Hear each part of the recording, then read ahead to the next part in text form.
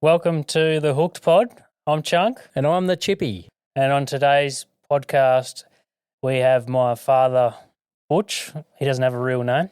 So we're going to ask him a few questions about his recreational fishing stories over his years and where his passion for fishing all started and how did that come about. And we want all the funny stories, Butch. Yeah, I'm sure there'll be a few. I'll see if I can work on something like that. Welcome to the pod, Butch. Thank you, Chippy and Chunk.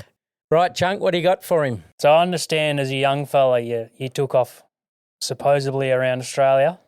No, that's not quite right. I thought about going, but never got going. No, I only got to Hopetoun. Yeah. Stayed for about 24 years. Yeah. What a great place to get stuck in, eh? Yeah. Small fishing village. Yeah. I had sister and brother-in-law down there farming, and they needed a worker on the farm when I'd finished my butchering apprenticeship in Perth, and so it suited me fine. I grew up in Narrabeen in the bush, so sea life didn't really float my boat, so they needed a worker down there, so I said, that'll do me, and I took off to Hopetoun and had a great time. No fishing in Narrabeen. What was it, juggies? And just juggies, yabbies, from the about dams, the closest you could get for it. That was about it, yeah.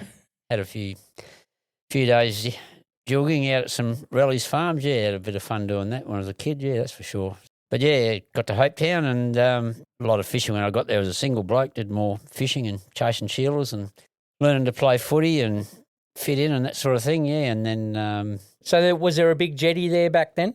Yeah. Not the groin that they got now? No, so the old original wooden jetty was still there from the early days when it was first put in the real early 1900s, I think. Had a railway line on it? Railway line on it, it was a little railway line, went from Hopetoun to Ravensthorpe, to copper mining industry up in Ravensthorpe at the time, and so that used to bring copper down, and then obviously the ships coming in with supplies and whatever would take stuff up to Ravensthorpe. So stuff both ways, and passengers as well. Would have been a lot of activity back then, and it's interesting because today if you go over there, well, it's obviously trucks on the road, but it's a bit sad that all the railway lines don't have stuff on it going to a port where there's a jetty and then going out on a ship. That'd be quite interesting to see, wouldn't it? Yeah. Good platform to go fishing off, though. When I first got there, I used to go down there as a kid, like on school holidays. So I probably first went down there when I was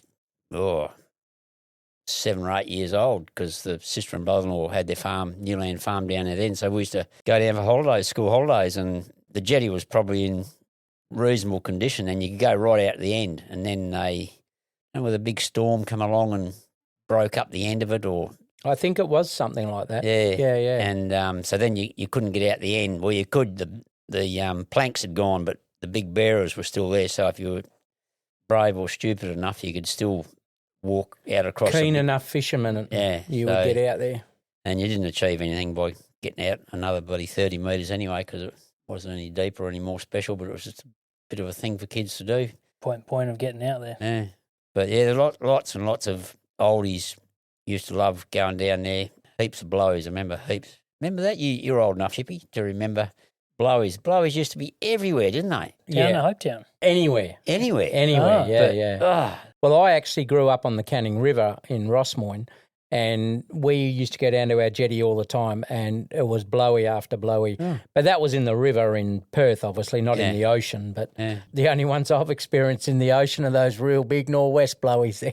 They're a bit of a pain. Oh, yeah. Not we so just much. had the little 4-6 inch long. Yeah. They're the ones we used to get in the Canning River. Yeah. You wouldn't put them back in the water either. No. There's no fear of that.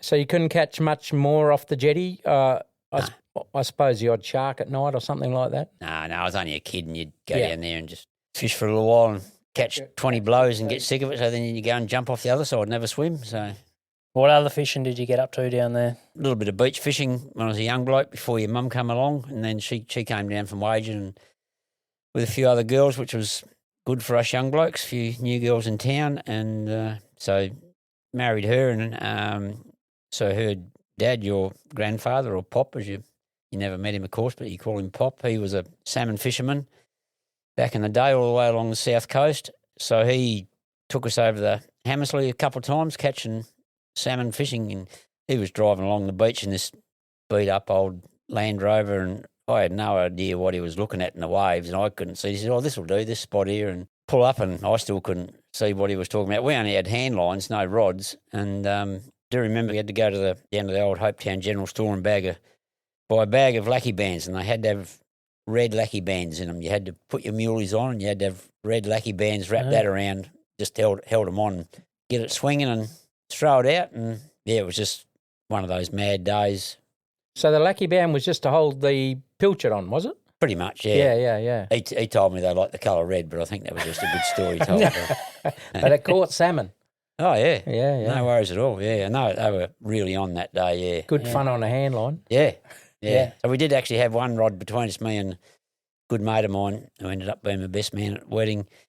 He had a rod, so just for fun at the end, we just threw that out and caught one or two on a rod just to play them on a rod. But while we were cleaning them, we knocked their heads off and gudded them on the beach, and then just walked into the water, into the waves up to our knees, just cleaning the cavity out. And there was salmon going through your bloody legs, chasing all the little bits of blood and stuff coming off. Oh, yeah, it was stupid. And I was just as green as with beach fishing, and it was just unbelievable, yeah. Is that the thing that sort of really got you into fishing that day?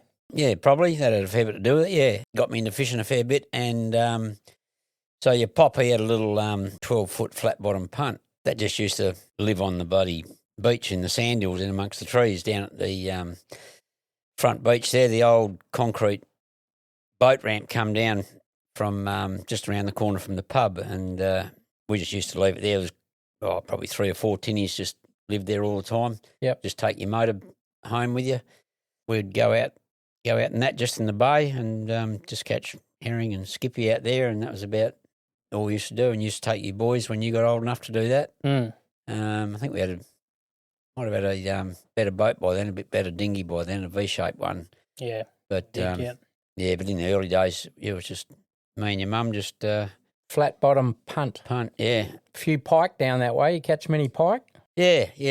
Didn't spend a lot of time doing that, but got a few. Yeah, Starvation Bay was famous for pike. There was a bloke from Ravensthorpe, I think he was Edwards. He caught 900 pike in Starbo one day. In a day? Yep, unbelievable. What would you do with 900 pike? That's just trawling around. Yeah. School holidays back then when we used to have 3 terms in the year, not 4. So it was the May school holidays and the September school holidays. Both those school holidays would line up with sort of pike out at Starbo, yeah. I've heard there's always been a lot of pike at Starbo. Yeah. Must be that big bay for some reason. Yeah. Yeah, it was mainly just dinghy fishing. There was one well-known spot out there called the Skippy Hole. So you'd go out to the reef out off the main beach there. The old wooden beacons were still in the water there that the ships used to navigate to come into the bay with. Yep. So you'd go out past them, and sometimes you'd have to get out and push the boat over a bit of a shallow bit of reef, but you get into these beautiful, deep blue holes in amongst the reef there, and, there was Skippy in there, and, you'd have some good fun in there. Get a good feed all the time. Yeah. Yeah, our kids spent a bit of time out there in those Skippy holes. Yeah. Their granddad used to take them, and they had a wow of a time. Mm. Yeah. You'd never, ever go without getting a feed. Yeah. You just have to hang on, the kids on handlines. That's good fun. Before you came along, Chunk, the good mate of mine down there, Buddha Folds, he had about a 16-foot tinny, and he had a couple of shark nets, so that became another real passionate thing. We'd go out and chuck, because no rules then, really. You just go and chuck the shark net out. Go fishing. Yep. And so, there was no GPS or spots. We'd just take a few King Browns, head off out either east or west of the bloody beach then. The groin wasn't there then, and, just pick a bloody green channel so that you hope your net wouldn't get stuck in a bloody rock, and go back and hope you could find it in the morning. Yeah. And take a couple of landmarks, and just one, what do they call them, a wing, don't they, of net. So, we'd bloody chuck them out, and always come home with a feed of sharks, 2 or 3 gull sharks or whiskeries, gummies or whatever, and usually quite often a bronzy. They were always good to get, because they'd be 5 or 6 foot long, and dog sharks or Port Jackson.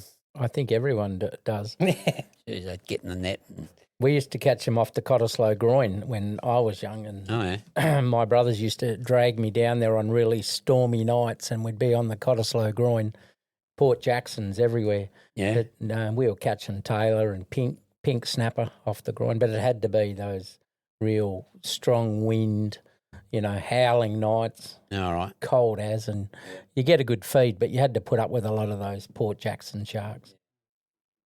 A funny story about Buddha, I only noticed after about probably 30 years, I suppose, when I built his house for him, that he was missing half his finger there. But I never realised he had a tattoo of a bloody shark on the end of it. Yeah. So, but he's probably had it forever. Oh, no, not forever. I think he got that after we left. Yeah, right. Yeah. But yeah, in the last 15 or 20 years, probably, yeah. But yeah, he stuck his finger in a pulley when he shouldn't have done. One day we were out there east of Hopi, probably only a couple of miles, down near the 2 mile, and we pulled the bloody net up and there was about a 9-foot bronzy in the bloody thing. And, oh, my God, did that take some getting in the boat, just the two of us. And, Buddha's a big, strong bloke. That's his nickname, Buddha, because, he's built like a Buddha. And I had to lean out the far side of the boat while he bloody dragging it in, tried to wrestle this thing in, And wrestle it in. Nearly tipped the boat over. You wouldn't have been much of a counterweight. No, I wasn't. But it was all we had, so anyway. You're only bloody 60 kilos. Yeah. Anyway, we got it in, got it home and hung it up in the shed at home and sorted him out. But, yeah, it was good. Well, that would have had a bit of meat on that. Oh, yeah. Because he was a farmer, lived out of town, and because we lived in town, so we'd always come back to my place, and I was a butcher, so I had sharp knives and everything, so we'd cut them all up at home, bag them up and pack them up, and then we'd have brekkie. And I reckon one morning I saw him eat a kilo of bronzy and 6 eggs for breakfast. Yeah, honest. Mum cooked up a heap. Just kept cooking and he just kept eating. Jeez, he could eat. Yeah. Must have been. At least that's healthy food that he was eating. Oh, yeah. Fish and eggs, wasn't it? Yeah, fish and eggs, yeah. No worries at all.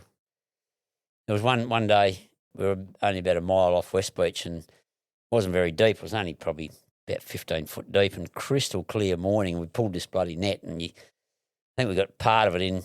We got a shark or two out and we couldn't get it up. It was bloody hooked under a rock, but there was another shark in the net. We could see it. It was about a 6-foot bronzy, but it was hooked under a rock and we couldn't get this bloody thing. We hooked the boat on it and bloody backed up and sideways and forward and we couldn't get it. And there was only one way it was going to come up was somebody go down with a knife and cut it off the rock.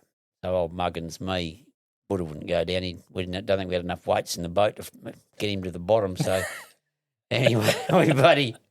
So I stripped off to me jocks and over the side with a knife and down I went and I was keeping a very close eye on the shark, making sure it didn't wriggle or wink or move. And stayed in the net. Yeah. Anyway, yeah, it was dead, but anyway, yeah, so I just took a big breath and went down and cut the bottom rope and it was just lodged under this bloody rock and give it a bit of a pull and a wriggle while I was down there and came back up and got in the boat and were able to retrieve it, yeah. So beautiful. I was nervous that morning. I'll bet you were. You wouldn't need too many sharks in your net to get a feed, would you? I mean, No. When you're talking about some of the size of them, 6 foot long or something. Yeah. And we never did get no, lost. You didn't have to, no. It was always only 2 or 3, Yeah. And that was a good morning. Yeah. And then you moved to Albany. Yeah, moved to Albany about 20 odd years ago now, yeah. So got into some deep sea fishing. Yeah, we bought the little 12-foot tinny over with us and had a bit of fun up the Calgon with that and out in the harbour and then decided to get a bit more serious. My wife knew a bloke through her work that had a 16-foot tinny for sale. So we bought that. Chunk and myself did a few trips out to Two People's Bay because we lived out that way at Calgon Heights, so that was convenient. Then this bloke we bought the boat off said, you want to try going to West Cape Howe? That's where he used to go. And he said a bad day at West Cape Howe will be a lot better than a good day at Two People's Bay. And so he gives us just a few coordinates to get started off West Cape Howe there. And away we went and never looked back. Yeah, what a bloody great spot to catch fish. Yeah, it's good fun, isn't it? You and I, early days there, Chunk, Jesus Christ, the amount of fish we caught was unbelievable. And we still do catch. Don't think we catch as many now, but we still always come home with a good told feed. too many people where to go fishing out there. That was the problem. You don't see many people fish where we fish, though. You do see the odd other one, but sometimes you'll go there and you won't see anybody. Not many, no. No. Not really. No. We decided to get a bit more serious and, sold the tinny and bought a decent fiberglass boat. Myself and Chunk went halves in that, 18-foot fiberglass, bit old, but beautiful boat in the water. Yeah. Really good boat. Bit more room, Yeah, completely different. Yeah, you can stand up and walk around and stable and bit of cover. bit of cover, yeah. Very wide and solid, isn't it? Oh, yeah, it's just completely different, yeah. What's your biggest catch? Number-wise or size-wise? Size. You're only allowed 5 fish, so we can't go number size, mate. So No. we'll just go for... Just a big queenie or a reasonable-sized dewey. One of the blokes I used to work with at work used to take a bit regularly. He got the best fish ever caught on the boat, and that was about a 19-kilo dewey. 19. Wow. Yeah, that's a big dewey. We got a pretty big esky on the boat, and its tail was hanging out. Did you have to go over on one side for ballast when he was pulling it over? Or? Well, I think I did because I was videoing, and the other bloke. So there was 2 of them on the net trying to get this 19-kilo fish over, and so I was over the other side. So you got it on video? Yeah, That's I think I have. That's a good fish to get on video. Yeah. Yeah. You don't see that many No. size dewies coming over. There is There's a lot caught, but when they're 19, 20 kilo, they're a big fish. Oh, yeah. Oh, when this thing, because he had it on for ages, you didn't know what it was, guessing a bit, and then all of a sudden it just sort of appeared at the side of the boat, and the reaction was... Yeah, nearly fall out of the boat. Oh, when you it's see that. Ridiculous, Yeah. yeah. Just looked like a monster from the deep, Yeah. And you guys don't use anything fancy on the boat to catch these fish? You just use bait, Yeah. paternoster, rig, Yeah. throw that over the side with a decent sinker on it? Boring is boring, but yeah, that's it. I don't think you're going to get too much fanciness out of old Butcher over here. Old bug lugs over here, Chunky, he tries a bloody few jigs and lures and jig heads. And The old timers still fish him, beat him? he catches a few, but then he goes back to bait anyway. You're thinking, what's the point? Yeah. What's your most memorable trip you've had? Probably the most memorable was when our boat was out of action and brother-in-law and his son came down from Mandurah, so they brought their boat down. We went to West Cape Howe again. We've been raving for years about West Cape Howe and showing them photos and videos. And so we had no coordinates because my GPS was in my boat, obviously, in the bloody mechanics getting fixed. So we just went and winged it off West Cape Howe. And Looking at the stars at 4 o'clock in the morning? yeah, it was daylight, and we just winged it. And we came home. I think we had 11 queenies on board that day, and bloody black ass, and It was pretty good, wasn't it? it was the biggest day ever. Yeah, Yeah. just winging it. So they were happy. Yeah, because they always talk about it. These Jewish they catch off the west coast and this and that, and I think along the line somewhere they admitted that was a pretty good day. Yeah. Chunk, what's your biggest on the boat? My biggest, well, it would have to be my pinky I got a long time ago. But that was just out of the old 14-foot tinny out at Two People's Oh, Bay. that day, that was amazing, wasn't it? Yeah. We had a couple of really good times out there. Mm. We got a lot of pinkies in a couple of weeks there. Yeah, Really, really shallow water. yeah, just on South Point there. Yeah. Well, we were sitting on the hill there one day going to Betty's Beach and we were looking out over Two People's Bay because it's such a big bay. Mm. This whale, massive whale, and its calf were just sitting right in the middle and he was waving to us or she was waving to us. Yeah. Couldn't believe it. And well, we were a long way away. It probably wouldn't have seen us. But because of the size of the flipper on this thing, Yeah. it was just playing with its calf and it was going like this, big arm coming out. We couldn't believe it. It's a beautiful bay, that, isn't it? Yeah. Yeah. Do you fish in the bay or do you go out? Bit of both. Yeah. You can fish for King George in the bay and just on the South Point there, and herring and skippy. If you're going to catch something decent, though, you head out, do you? You head Yeah. out, yeah. There's canyons off Two People's Bay there. Yeah. At Coffin Island, that's where we first started. Me and Chunk first, when we got this 16-foot tinny, we'd go out off Coffin Island, south of Coffin Island. There's a big lump out there. I think everybody knows it. You're in 50, 60 metres of water, and it comes right up to about 25 metres. And it's as big as a footy oval or bigger. It's a big lump. And last time I went back there, don't think I got anything off it, which was a fair while ago now. But there's all these reefs and ledges come off around Coffin Island. So, you can sort of, depending which way the wind's going, you can fish either side of them, and where there's reef and structure, there's a bit of hope for a bit of something. Remember we took Dowley out there one day. Jesus, what an idiot. He might listen to this, Butch. Oh, Christ. I hope he does. He wanted to stand up. He thought he was catching brim in the bloody Calgon. They all stand up on the front of their boats, and it was pretty rough. The boat go over, or did he go over? It was pretty rough, yeah. Yeah. And he nearly went over, and I politely told him to sit down for Christ's sake. He's up there flicking lures, at this reef that's with breakers coming over it. And anyway, he's balancing, and I don't know if he doesn't have best sea legs on a boat, but he was just making life look really hard. He was, wasn't he? Yeah. He was as wobbly as, which is a bit unusual for him because he's a really coordinated. He's a very good sportsman and very coordinated bloke. Yeah, it was odd. Must have been the excitement of going out with you two. I think so, yeah. We'll leave it at that. Something else with my fishing background, not that I did much fishing in this, but I played a large part in starting the fishing competition in Hopetoun. Oh, yeah. And they've just had their 31st year Wow. this year on the That's great.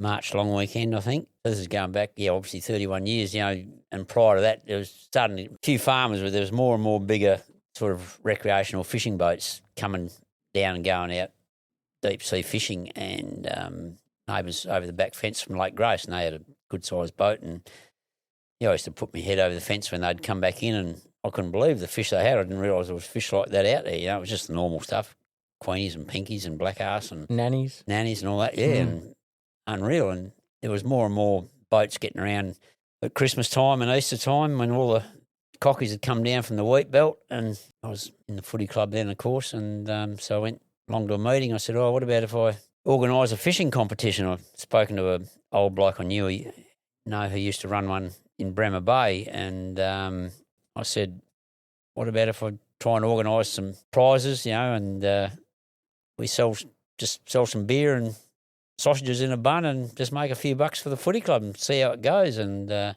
prizes of meat packs? No, there's no meat packs. No, I didn't have the butcher shop then, so I'm still working on farms. But no, it was just think about the prizes that we had for that first fishing competition. We had a beach section and a boat section and a tinny section, I think, and just a bloody beach rod. Yep. For first prize for the beach section, and I forget what it was for. Get the general store to donate put that one up. Yeah, and I don't know what we had for the boat section, tackle box or some two-stroke oil or something. Look back, it was bugger all, but I didn't really know what I was doing. I was just trying to wing it and throw together this thing and just sell a few cans of beer and a few sausages for the footy club with help get the community together. Yeah, and making a few dollars out of people doing what they like and having a bit of fun. And it was an amazing day that first day. The old Hopetoun Hall that's gone now. A few people turned out. Oh God, yeah. For the first one. Yeah. I forget how many boats, like deep sea boats, we had. Probably only 10 or a dozen. But there was lots of beach fishing done, and so we had a weigh in back at the hall on the side of the old hall, 12 o'clock, and I don't know how many people there, and then because there was a lot of people coming just to look at the fish, besides the fishermen, there was and kids, and it's still going 31 years later, so that's pretty happy to be a part of. I played a large part. Yeah, it's a pretty big achievement for you, isn't it? Yeah, it is. Yeah, last year they had the 30th. And so they gave me a ring and let me know, and so I went over for that, and I was able to go fishing with my mate Buddha, who we were talking about earlier, and dish out a couple of prizes, and that was pretty special actually. Yeah. Did you have to do much advertising for that back in the day, like for the farmers coming down and all that? No, not really. I think I actually went on the ABC. Yeah. Just for a short segment to sort of put it out that way, and No, it was just local advertising in the local. Went to the pub, told Yep. a few people. Yeah, put up a few flyers and. Yep. But the people who were going to go were in town anyway. Whereas now, they'll come from Esperance. I think some come from Perth. Yeah, right. Because I think first prize now for the biggest fish, doesn't matter what it is, whether it's a big Samson fish, shark, just the biggest, heaviest fish on the day is $2,000 cash. Wow. That's crazy. So they're pretty happy to get that. Yeah. We know where Hopetoun is, don't we? Yeah, it's down that way. You got a boat over there with GPS on, so Yeah, he went in it this year, Brad, yeah, right. but he had a shocker. Yeah, okay. He was not happy. Yeah, right. I think 4 of them went out, and he said, it's the worst day of fishing I've ever done, Dad. No, right. Yeah. Have to be on the fishing comp day, wouldn't it? Yeah. You'd definitely go out with those sort of prizes, wouldn't you? Yeah. Spend a few bucks on fuel, but who cares? I think I spent a couple of years later, we moved from the side of the old town hall down to the park Yes. at the front, because they'd built that old train station there, and there's more room for the kids to run around. And I can remember bit more being there for space. that, yep. Anyway, we were there just getting ready for the weigh-in, and these blokes with official caps and shirts on with Fisheries written on them come up and says, "Who's running this show?" And I said, "I am."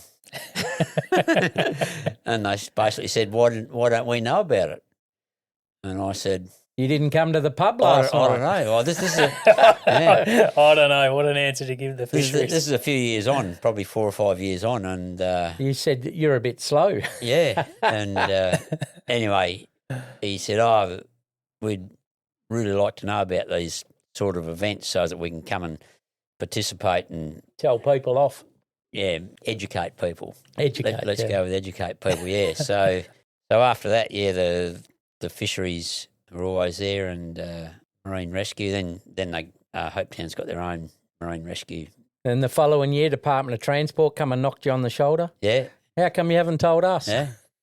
So yeah, I think that's the two of them. Yeah, Fisheries and Department of Transport. Yeah. And so yeah, they were thereafter, but yeah, they didn't know about it for the first few years, and I just didn't even think about it. No, you wouldn't. You wouldn't think about it. Wasn't even thinking about that. Yeah, No. they obviously got word of it, and They do a lot of good work with skeletons and research and Yeah, that as well, yeah, and- which they like coming yeah. to places like that. No, I mean I was You wouldn't have even thought about it. That's right. no, happy for them to be there. Yeah. And Oh, that's they're great educated. starting something like that. I mean, to be going 31 years later, it's fantastic. Yeah, it's- Yeah. Yeah, it moved around a bit. They, like I say, we just used to do it in summertime, just because the crowd was there. Yep. And but quite often, a couple of times, I think it got blown out with the sea breeze. So they moved it to Easter, I think, because Yep. quite often you get good weather at Easter. And then, but that became the people who were running it. A few of them are farmers, and that sort of quite often they might have been getting into seeding or just interfering, or so they've moved it to the March long weekend now. It seems to have been there for quite a while. And same old story, you're dealing with the weather, so you just got to wing it, don't you? Just got to Yeah. deal with it. Yeah. When I went over for the 30th last year, it was supposed to be on the Saturday. The weather was crap, and they knew Monday was good, so they just postponed it till Monday, and whoever could hang around, hung around. So it is unbelievable what they're doing over there now. They have it on the footy oval. They got a semi-trailer with a band on there, a big weigh-in. There's a bouncy castle for the kids.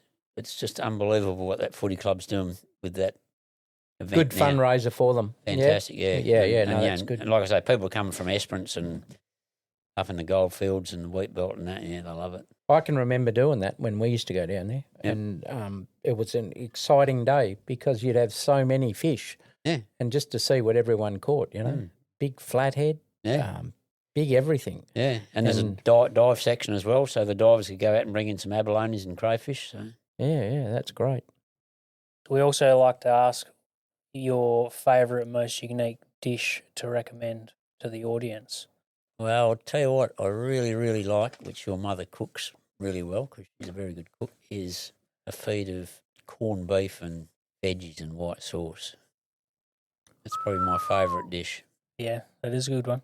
Oh, corned beef, juicy and tasty, and it lasts for ages. Yeah, it's bloody good. Absolutely. It's one of my favourites. Yeah. I could eat corned beef That- any day of the week. That and a roast. We used to get that as young fellas. We used to get the potato and the corned beef and put the sauce all over Yeah. it. couple of veggies. Yeah, Yeah, very hard to beat. it is. We cooked one just recently, actually. We had one, and Janine said, "What are we going to do with this thing?" And I said, "Well, cook it up. I'll eat it." And I think I had it for about 6 lunches in a row. Yeah.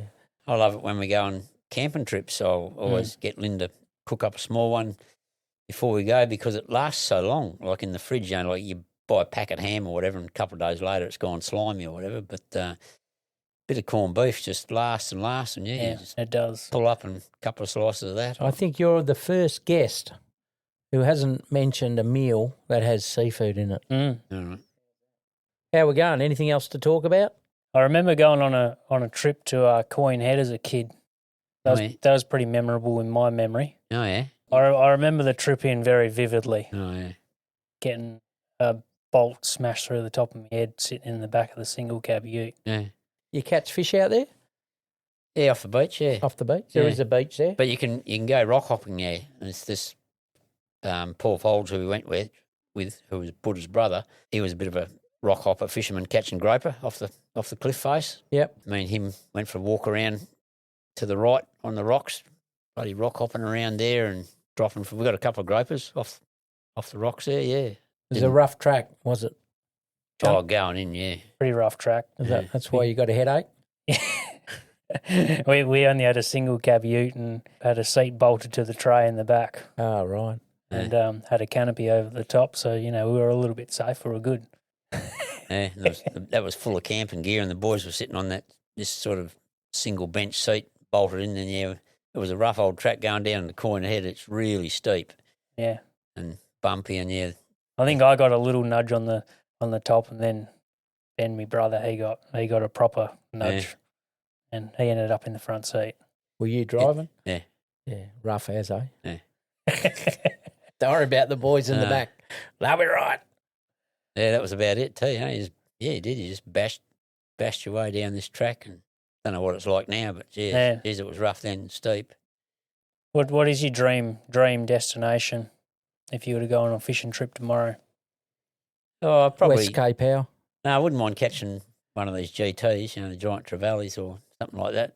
Up Exmouth way? Yeah, some of those big go fast, hard hitting trevally or Spanish mackerel or something or other. Just before I got engaged to Chunk's mum, me and 3 other mates took off to Exmouth from Hopetoun. We drove the 2 blokes in the front, they had to drive. We went, and the 2 blokes in the back, they could drink. So we got to Geraldton, then we swapped over the next day, and so the 2 blokes in the back drink and the 2 blokes in the front drive. So, yeah, Geraldton then to Exmouth, and we just went up there looking around. Never been there before, went to the gorges, went walking out on the reef on low tide in bare feet, and then we found out that there's stonefish and all sorts of stuff that you can stand on and hurt yourself. Found a turtle up in a hole, tried to help him out, but he was too big and heavy and not enough water, so we left him, didn't realise anything about the size of the tides up there at all. So just used to Hopetoun where it just moved a little bit. Yeah, yeah. I thought, how'd this bloody turtle get there? And he was in the high tide and got stuck in a hole when it went out, and we were walking around in thongs and bare feet out on this bloody, right on the tip of the bloody Exmouth there. There was only one charter boat in Exmouth then called the Gun, and so we hired that for one day to go out, and that was probably my first ever experience of deep sea fishing, I think. So yeah, we took some beers, and the skipper and the decky, they took a couple of their mates with them to fish for the boat because it was a licensed fishing boat as well as a charter boat. So just to make it a bit more worthwhile. Yep. We didn't really know what we were doing. And anyway, we caught bloody red emperor and spangled emperor and all sorts of things. And they filled a couple of them up out on the boat.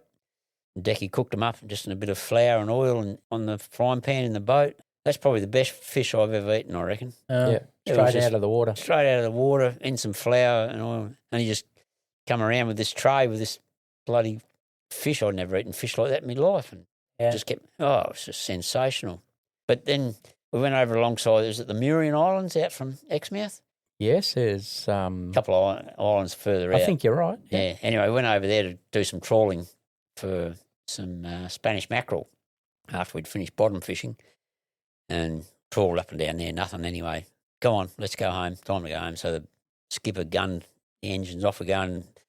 one of my mates who was with us, he said, "Oh, can I leave my line out?" And he said, "Yeah, you can leave it out if you want." And the skipper said, and I didn't know anything. Anyway, so we're sailing along, steaming full bore for home. All of a sudden, this line bloody takes off. I didn't believe a fish could swim that fast. Anyway, so the bloody skipper slows her up. My mate Simon, big, strong bloke, he's bloody winding this thing in. He says, "Something's really serious on this." And he winds this thing in, and it's this big Spanish mackerel. Got a photo of it somewhere from years ago. And it was as tall as him or taller than him. It must have been 6 foot long, this Spanish mackerel. Oh, wow. He's 6 foot. It was massive, this thing. And, yeah, it got on this bloody lure while we were steaming full bore and peeled line and pulled this thing in and I'd never seen anything like it. They are fast-moving fish. Probably 30, 40 kilos or something. Oh, it probably was. Yeah. We're just 4 young blokes in a bloody on-site van in the caravan park. We didn't want all this fish we caught. Yeah, So we just give it to the skipper, and he said, "Oh, no worries, I'll meet you down the pub and buy a few jugs later." So we went home and had showers and cleaned up and drank free beer all night down at the bloody Happy days. the bloody pot shot in. yeah. Well, thanks for coming in today and talking to us, Butch, and thanks for the great stories and happy fishing. Yeah, thanks for coming in, Butch. Thanks very much, Chip and Chunk, and I've really enjoyed this, yeah. Thank you.